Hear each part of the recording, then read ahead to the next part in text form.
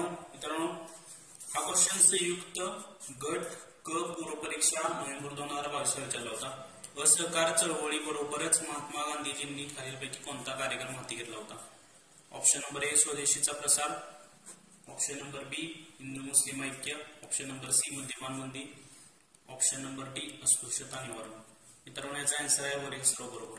मित्रांनो हे जे चार वाक्य आहेत स्वदेशीचा प्रसार, हिंदू मुस्लिम ऐक्य, मद्यपान बंदी, अस्पृश्यता निवारण हे ऍज इट इज 8वीच्या स्टेट बोर्ड मधून चार पण वाक्य घेतलेले आहेत। इथं तुम्हाला 8वीच्या स्टेट बोर्डचा रेफरन्स दाखवतो।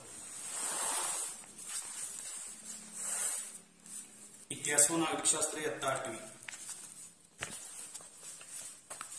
चॅप्टर नंबर 7 असहकार चळवळ, पेज नंबर 34। पुढे प्रकृती अस्वास्थ्याच्या कारणास्तव गांधीजींनी तुरुंगातून सुटका करून घेतली। गांधीजींनी असहकार चळवळी बरोबरच विधायक कार्यक्रम हाती घेतला। त्यात प्रामुख्याने स्वदेशीचा प्रसार हे वाक्य ऍज इट इज आले, हिंदू मुस्लिम ऐक्य हे वाक्य ऍज इट इज आहे, मद्यपान बंदी हे वाक्य ऍज इट इज आहे, अस्पृश्यता निवारण हे वाक्य ऍज इट इज आहे। पहिले चार वाक्य ते आपल्याला क्वेश्चन मध्ये दिलेले आहेत ऍज इट इज। मित्रांनो 8वीच्या स्टेट बोर्ड मधला कॉपीड कंटेंट आहे। एमपीएससी ग्रुप सी 2025 ला राज्यशास्त्रामध्ये हा क्वेश्चन विचारला होता। खालील व्यक्तींपैकी कोण कॅबिनेट मिशनचे सदस्य नव्हते? याचा आन्सर आहे मित्रांनो सर विल्यम वूड। हा PYQ आहे, STI 2016 ला हा क्वेश्चन विचारला होता।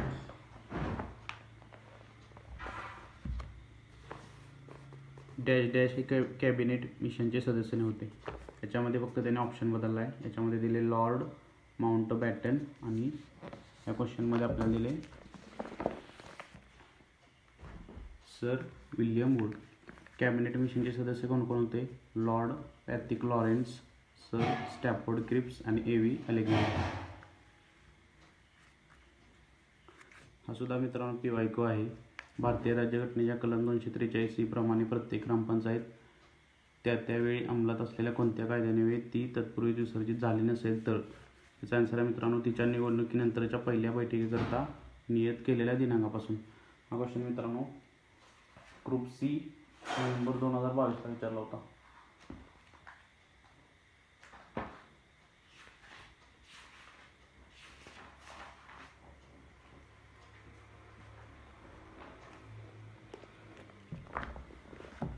As it is copied question टाकलेला आहे। Combine C November 2022। भारतीय राज्यघटनेच्या कलम 243 प्रमाणे ग्रामपंचायत त्यावेळी अंमलात असलेल्या कोणत्या कायद्याने ती तत्पूर्वी विसर्जित झाली नसेल तर? तिच्या निवडणुकीनंतरच्या पहिल्या बैठकीकरता नियत केलेल्या दिनांकापासून। MPSC ग्रुप सी 2025 ला हे क्वेश्चन विचारला होता। 1920 मध्ये स्थापन झालेल्या ऑल इंडिया ट्रेड युनियन काँग्रेसचे पहिले अध्यक्ष खालीलपैकी कोण होते? याचा आन्सर आहे मित्रांनो लाला लजपत राय। यासाठी मी तुम्हाला 8वीचं स्टेट बोर्ड रेफर करेन।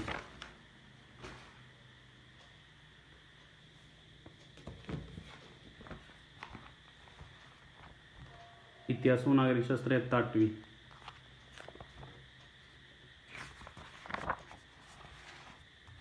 चॅप्टर नंबर 11 समतेचा लढा।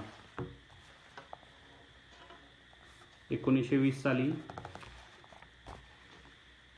ऑल इंडिया ट्रेड युनियन काँग्रेसची आयटक स्थापना करण्यात आली। नाम जोशी यांचा आयटकच्या कार्यात मोठा वाटा होता। लाला लजपत राय हे आयटकच्या पहिल्या अधिवेशनाचे अध्यक्ष होते।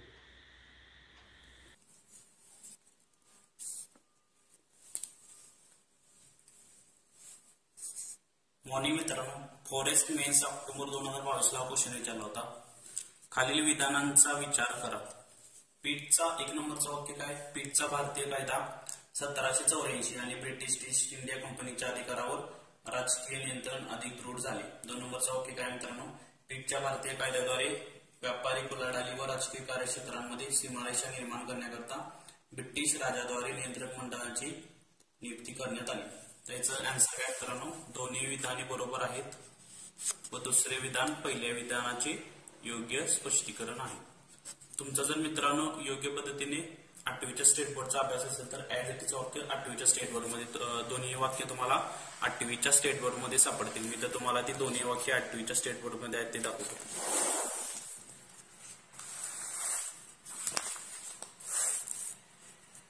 इतिहास व नागरिकशास्त्र इयत्ता 8वी,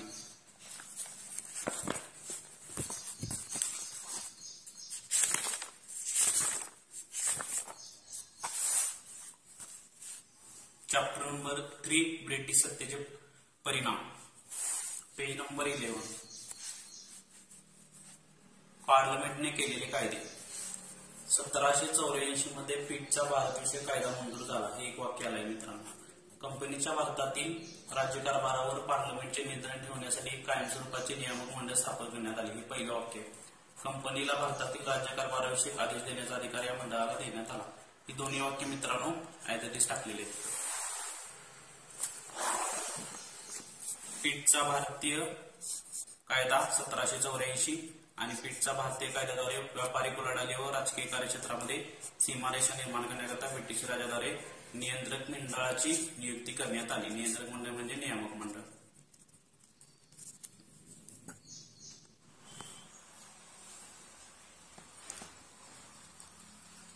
मॉर्निंग मित्रांनो, एमपीएससी राज्य सेवा 2024 सिस्टीममध्ये हा क्वेश्चन विचारला होता. नेहरू अहवालात खालीलपैकी कोणते उद्दिष्ट स्पष्ट करण्यात आलं होतं?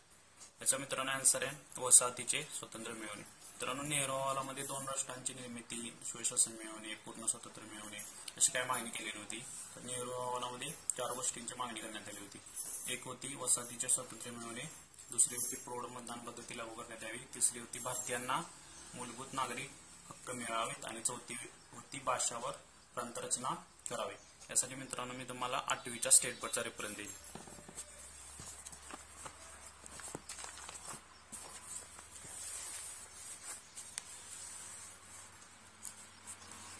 Page number 34. नेहरू अहवाल. भारतातील नेते एकमताने राज्यघटना तयार करू शकत नाहीत अशी टीका कोणी केली होती? भारत मंत्री बरकनहेड यांनी. हे आव्हान स्वीकारून सर्वपक्षीय समिती स्थापन करण्यात आली. या समितीचे अध्यक्ष कोण होते? पंडित मोतीलाल नेहरू. हे वाक्य मित्रांनो, भारतामध्ये वसाहतीचे स्वराज्य स्थापन करावे, प्रौढ मतदान पद्धती लागू करावी, भारतीयांना मूलभूत नागरिक हक्क द्यावेत, भाषावर प्रांतरचना करावी असे प्रस्ताव या अहवालात होते. या अहवालाला नेहरू अहवाल असे म्हणतात. याचा आन्सर काय येणार आपल्या क्वेश्चनचा मित्रांनो? वसाहतीचे स्वराज्य स्थापन करावे.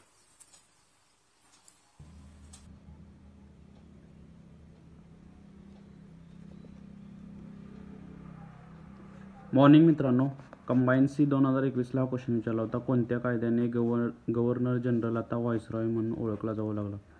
याचा आन्सर आहे मित्रांनो 1858. यासाठी मित्रांनो मी तुम्हाला 8वीच्या स्टेट बोर्डचा रेफरन्स देईन.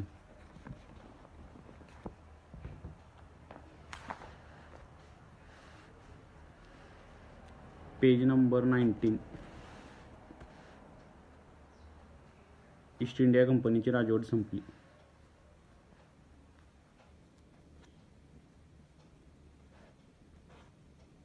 1858 साली ब्रिटिश पार्लमेंटने कायदा करून ईस्ट इंडिया कंपनीची राजवट बरखास्त केली.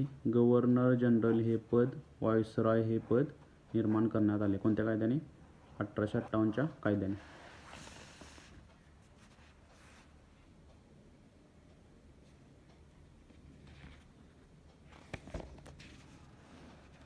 हा एक मित्रांनो क्वेश्चन विचारला होता. कंबाईन सी 2021 ला 16 ऑक्टोबर 1905 हा दिवस काय म्हणून पाळला जातो? याचा आन्सर आहे मित्रांनो शोक दिवस. याच्यासाठी सुद्धा मित्रांनो मी तुम्हाला 8वीच्या स्टेट बोर्डचा रेफरन्स देईल.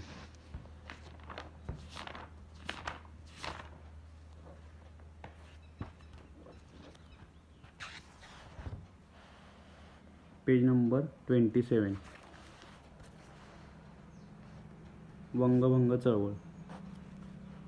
बंगालमध्ये नव्हे तर संपूर्ण भारतात फाळणीविरोधात अंमल जनमत जागृत झाले. 16 ऑक्टोबर हा फाळणीचा दिवस राष्ट्रीय शोक दिन म्हणून पाळण्यात आला.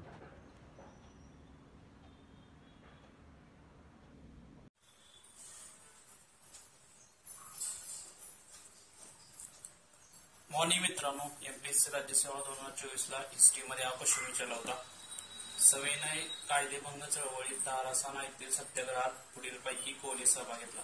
याचा आन्सर आहे मित्रांनो सरोजिनी नायडू.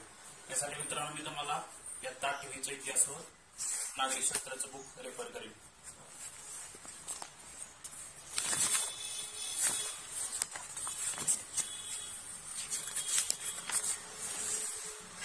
चॅप्टर नंबर 8 सविनय कायदेभंग चळवळ. Page number 37. ह्या चॅप्टरचं नाव काय आहे? सविनय कायदेभंग चळवळ, धारासाना सत्याग्रह. गुजरातमधील धारासाना येथील सत्याग्रहाचे नेतृत्व सरोजिनी नायडू यांनी केले.